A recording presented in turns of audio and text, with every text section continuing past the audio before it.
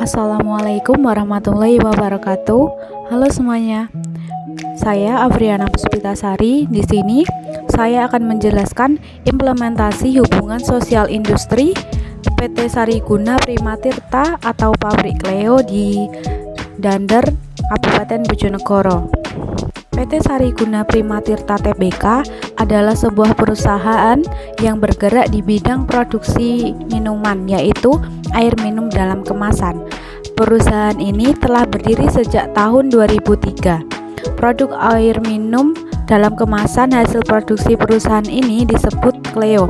Air minum Cleo ini sudah dikenal dengan luas oleh masyarakat dan dikonsumsi untuk air minum sehari-hari masyarakat.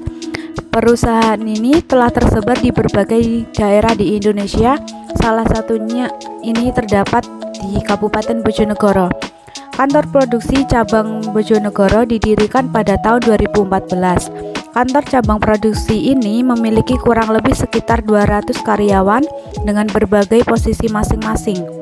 Kantor cabang produksi Cleo ini berlokasi di Desa Kunci, Kecamatan Dander, Kabupaten Bojonegoro.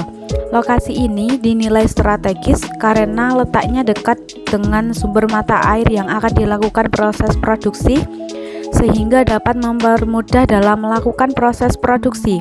Dalam proses produksi, kantor cabang ini memproduksi air minum dalam kemasan dengan berbagai jenis.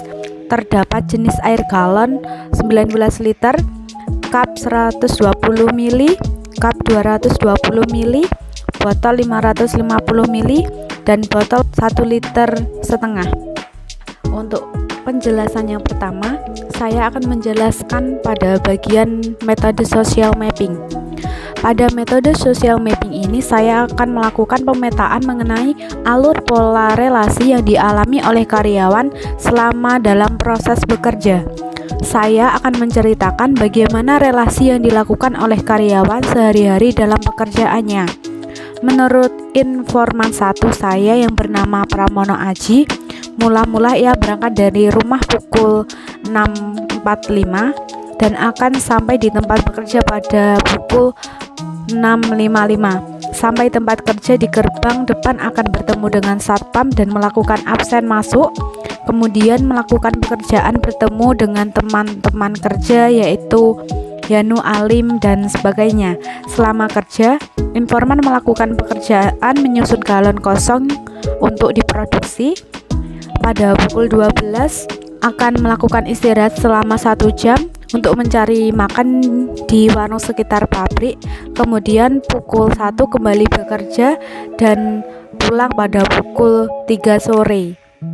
Sedangkan informan kedua bernama Riki Rianto melakukan pola relasi sebagai berikut, yaitu berangkat dari rumah pukul 6.45 dan sampai di tempat kerja pukul 6.50, lalu melakukan absen, fingerprint, lalu mulai bekerja pada pukul 7, memasuki ruang produksi bersama kelompok, dilanjutkan melakukan produksi pada bagian masing-masing yang berhenti pada pukul 12 untuk istirahat sampai pukul 1 siang, lalu melanjutkan produksi kembali hingga pukul 3. Setelah itu membersihkan tempat produksi sebelum pulang, kemudian absen kembali untuk pulang. Metode yang kedua yaitu metode diagram Venn. Melalui metode diagram Venn ini dapat menggambarkan permasalahan-permasalahan yang dialami oleh dua informan dalam melaksanakan kewajibannya sebagai karyawan dari kantor cabang produksi AMDK Cleo. Besar kecilnya permasalahan yang dihadapi dapat dilihat dari proporsi lingkaran yang terdapat pada diagram Venn. Dari kedua informan yaitu Pramono Aji yang bekerja pada bagian sirkulasi atau sortir dan Riki Rianto yang bekerja pada bagian produksi, masing-masing menyebutkan permasalahan yang mereka hadapi dalam melaksanakan pekerjaan. Informan menyebutkan permasalahan pertama yang dihadapinya yaitu kedatangan galon yang disortir kadangkala tidak menentu sehingga membuat pekerjaan menganggur atau tidak memiliki pekerjaan. Masalah kedua yaitu ketidaksesuaian job desk dalam pekerjaan. Ketika situasi sedang sepi atau galon belum datang dan mereka menganggur, maka mereka diminta untuk menggantikan secara tiba-tiba pekerjaan pada posisi lain. Masalah ketiga yaitu berkaitan dengan produksi, yang mana mesin mengalami trouble atau kerusakan sehingga tidak mencapai target produksi.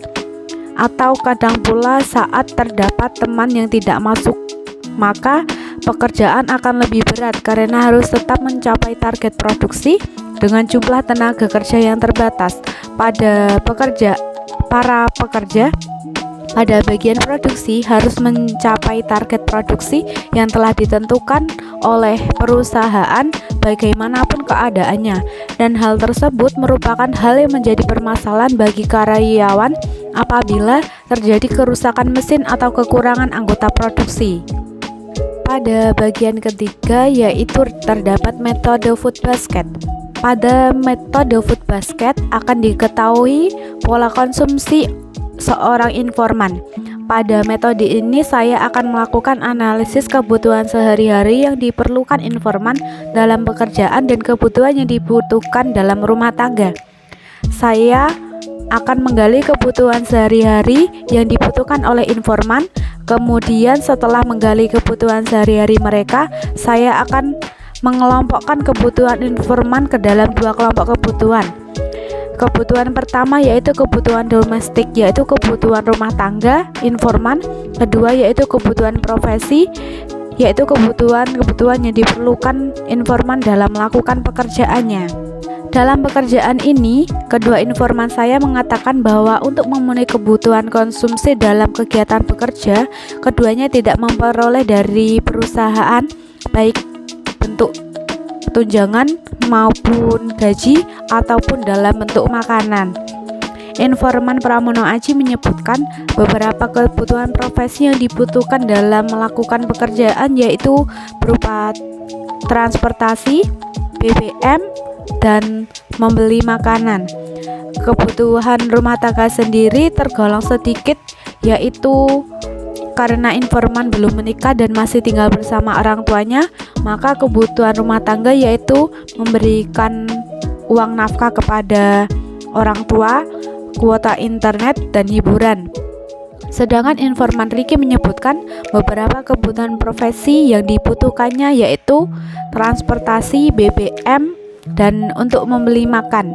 Kebutuhan rumah tangga yang dibutuhkan adalah memberi uang kepada ibu, kuota internet, tabungan pribadi, dan hiburan. Metode keempat yaitu metode matrix scoring. Pada metode matrix scoring ini digunakan untuk melihat skala prioritas permasalahan yang dihadapi oleh informan dalam bekerja.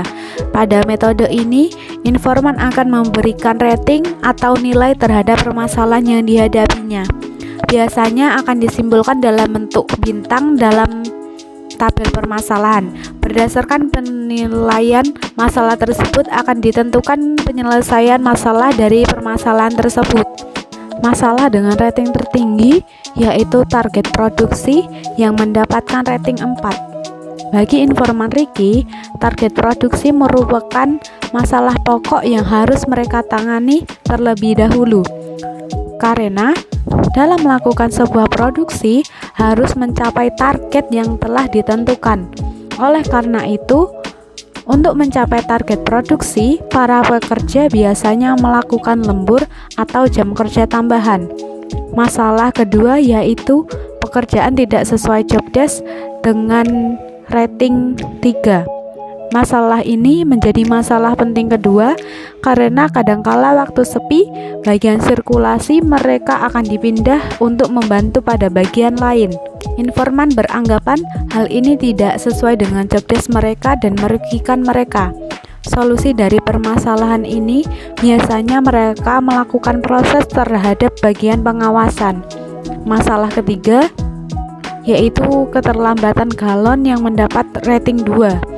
Masalah keterlambatan galon ini menempati posisi teringan karena tidak menimbulkan tekanan yang berat pada karyawan. Namun saja karyawan merasa hal tersebut membuat karyawan menunggu dengan waktu yang lama dan tidak memiliki pekerjaan.